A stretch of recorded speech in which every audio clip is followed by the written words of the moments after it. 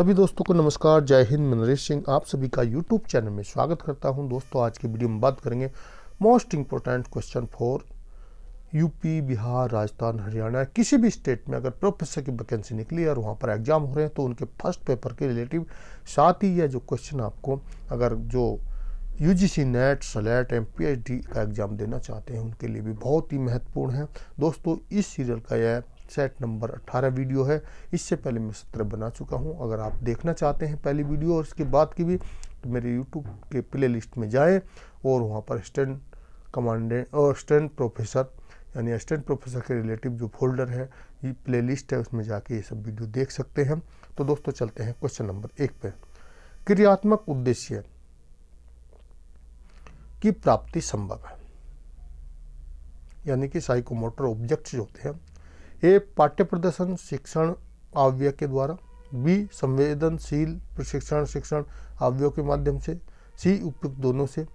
D, उपयुक्त दोनों में से कोई नहीं। तो सी आंसर सही है। प्रश्न नंबर 2, संवेदनशील प्रशिक्षण के माध्यम से एक शिक्षक निम्नलिखित अधिगम उद्देश्य की प्राप्ति कर सकता है।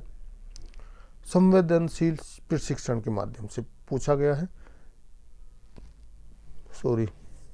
ए, ज्ञानात्मक उद्देश्य से। बी, क्रियात्मक उद्देश्य से। सी, भावात्मक उद्देश्य से। डी, उपयुक्त सभी से। तो ज्ञानात्मक उद्देश्य से प्राप्त कर सकता है। प्रश्न नंबर 3 है, आव्यूह शिक्षण का कार्य है ज्ञानात्मक लक्ष्यों की प्राप्ति। बी, भावात्मक लक्ष्यों की प्राप्ति। सी, क्रियात्मक लक्ष्यों की प्राप्ति। डी, केवल ए और बी। तो इसमें केवल ए और बी यानी ज्ञानात्मक और भावात्मक। प्रश्न नंबर 4 है, व्याख्यान या लेक्चर जो विधि के द्वारा एक शिक्षक कौन से अधिगम उद्देश्य की प्राप्ति नहीं कर सकता। ए, ज्ञानात्मक। बी, क्रियात्मक। सी, भावात्मक। डी, उपरोक्त सभी। तो इसमें भावात्मक जो हमारा लेक्चर मैटर है उससे भावात्मक उद्देश्य यानी अधिगम की उद्देश्य जो है उन्हें हम प्राप्त नहीं कर सकते हैं। प्रश्न नंबर 5 है, निम्नलिखित में से कौन सी एक शिक्षण युक्ति सिद्धांत अधिगम के अनुकूल नहीं है। यह है, प्रयत्नों की श्रृंखला का अभ्यास कराया जाए जिससे कठिन श्लोक को सुगम बनाया जा सके। बी है, छात्रों को सामान्यकरण के लिए प्रेरित किया जाए।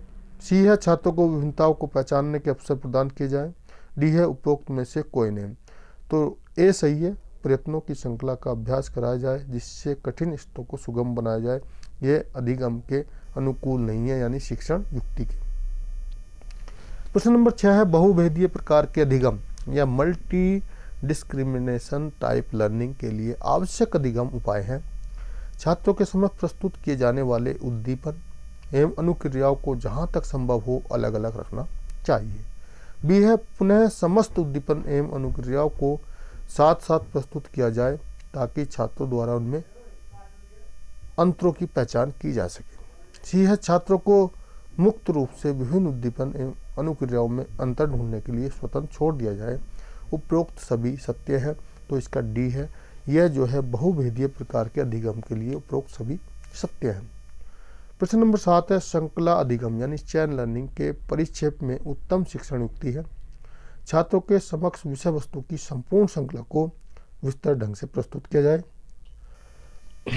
बी है, उद्दीपन क्रियाओं को क्रम अग्रिम श्रृंखला या प्रोग्रेसिव चैन के तत्पश्चात पश्च श्रृंखला या रिट्रोग्रेसिव चैन के रूप में प्रस्तुत किया जाए।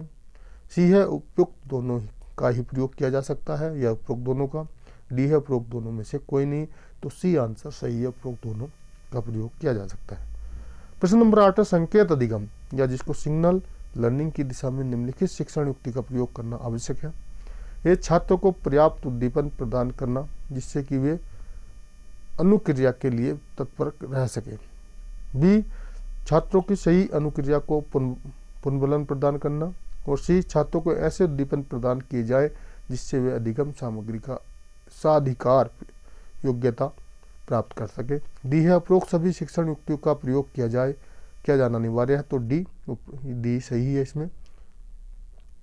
प्रश्न नंबर 9 है, संकेत अधिगम के लिए पूर्व परिस्थितियों का क्या होना चाहिए। पूर्व कथन संभव है। बी, पूर्व कथन असंभव है। सी पूर्व परिस्थितियां अस्पष्ट होती हैं, डी पूर्व परिस्थितियां एकाएक प्रकट होती हैं। तो इसका सी है, पूर्व परिस्थितियां अस्पष्ट होती हैं, किसमें? संकेत या सिग्नल अधिगम लर्निंग में। प्रश्न नंबर 10, संकेत अधिगम का तात्पर्य है कि प्राणी प्रत्येक उद्दीपन के लिए क्रियाएं करेगा। ए एक समान, बी अलग अलग, सी कभी एक समान कभी अलग अलग, डी कह नहीं सकते तो बी अलग अलग। प्रश्न नंबर 11 है, निम्न में से कौन शिक्षण के मूल्यों के तत्व में शामिल नहीं है? शिक्षण और छात्रों के सीखने के साक्ष्य का शामिल होना, बी सामान्य अनुसार नवाचार या समाज होना, सी ए और बी दोनों, डी उपरोक्त में से कोई नहीं।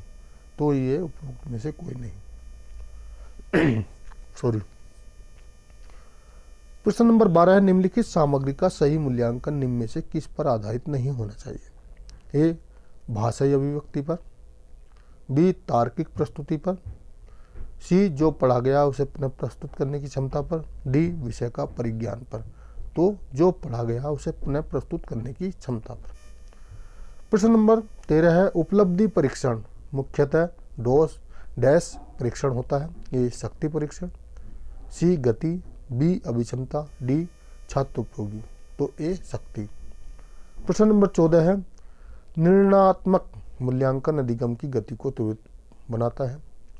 का तर्क है, संकुलात्मक यानी कि पहला फॉर्मेटिव दूसरा सबमेटिव मूल्यांकन की तुलना में निर्णयात्मक मूल्यांकन अधिक विश्वसनीय है। इसमें कुछ कूट दिए हैं, ए और आर दोनों सही हैं, आर ए की सही व्याख्या है। बी ए और आर दोनों सही हैं, आर ए की सही व्याख्या नहीं है। सी ए सही है किंतु आर गलत है। डी ए गलत है किंतु आर सही है। तो इसमें बी सही है, ए और आर दोनों सही हैं, आर ए की सही व्याख्या नहीं है। लेकिन प्रश्न नंबर 15, निम्नलिखित में से कौन सा कथन बहुविकल्पीय प्रश्नों के संदर्भ में सही है? ए सॉरी, वे सही गलत वाले प्रश्नों की तुलना में अधिक वस्तुनिष्ठ होते हैं। बी वे निबंध वाले प्रश्नों की तुलना में कम वस्तुनिष्ठ होते हैं। सी वे लघु उत्तर वाले प्रश्नों की तुलना में अधिक वस्तुनिष्ठ होते हैं। डी वे सही गलत वाले प्रश्नों की तुलना में अधिक वस्तुनिष्ठ होते हैं। तो इसका ए सही है। प्रश्न नंबर 16, निम्नलिखित में से कौन मानकीकृत परीक्षण की विशेषता है? ए विश्वसनीयता, ये भी विशेषता है। बी वस्तुनिष्ठता, ये भी है। और सी वस्तुनिष्ठता, बी वैधता, उपरोक्त सभी तो उपरोक्त सभी। प्रश्न नंबर 17, शिक्षण और प्रशिक्षण एक समान है, पहला जो पॉइंट है। दूसरा, जब हम पढ़ते हैं तो अनुदेशन और अनुकूलन के बीच कोई अंतर नहीं होता, ये गलत है। शिक्षण अधिगम से संबंधित है, शिक्षण जो है अधिगम से संबंधित है, कुछ मायने में संबंधित है कुछ में नहीं है, क्योंकि अधिगम व्यक्ति जन्म होते ही सीखना शुरू कर देता है। शिक्षण कृत्रिक सूचक शब्द है जबकि अधिगम उपलब्धि सूचक शब्द है, ये सही है। और इसमें 5वां है, शिक्षण का अर्थ पूर्ण सूचनाएं प्रदान करना है। शिक्षण का अर्थ सूचना प्रदान करना नहीं है, एक तरह का ज्ञान लेना है। और 6 है, अधिगम से घटित हुआ बिना कोई शिक्षण नहीं कर सकता। तो 6 सही है। तो इसमें 1, 4 कहना मतलब सही लगभग सही इसमें होंगे, लेकिन इसमें बेस्ट 3 आपको छांटने हैं। तो 3 इसमें 1, 4 और 6 होगा। प्रश्न नंबर 18 है, यदि आपको सामान्य विद्यार्थी के साथ दृष्टिहीन विद्यार्थियों को पढ़ाने का अवसर मिले तो आप कक्षा में किस प्रकार का व्यवहार करेंगे? ए अतिरिक्त ध्यान नहीं देंगे क्योंकि अधिकांश को हानि उठानी पड़ सकती है। बी कक्षा में सहानुभूति से उनकी देखभाल करना। सी आप कक्षा में सोचेंगे कि अंधापन उनका भाग्य है इसलिए आप कुछ नहीं करेंगे। डी आगे की पंक्ति में सीट की व्यवस्था करना और उनके सुविधाजनक गति से पढ़ाने की कोशिश करना। तो इसमें बी सबसे बेस्ट है, कक्षा में सहानुभूति से उनकी देख रेख करेंगे या देखभाल करेंगे। प्रश्न नंबर 19 है, नीचे लिखे गुणों का या गुणों वाला कौन सा अध्यापक आपको सबसे अच्छा लगता है? यानी कि छात्रों को सबसे अच्छा। एक समय का पाबंद, बी अनुसंधान की ओर प्रवृत्ति, सी लोकप्रिय और आदर्शवादी, और डी जो छात्र को मनोरंजन करता हो। तो बी अनुसंधान की। प्रश्न नंबर 20, विद्यार्थी अध्यापक के किस गुण को सबसे अधिक पसंद करते हैं? गुड मॉर्निंग सर, मैं नहीं कर रहा सर, ये भी साथ ले लिया।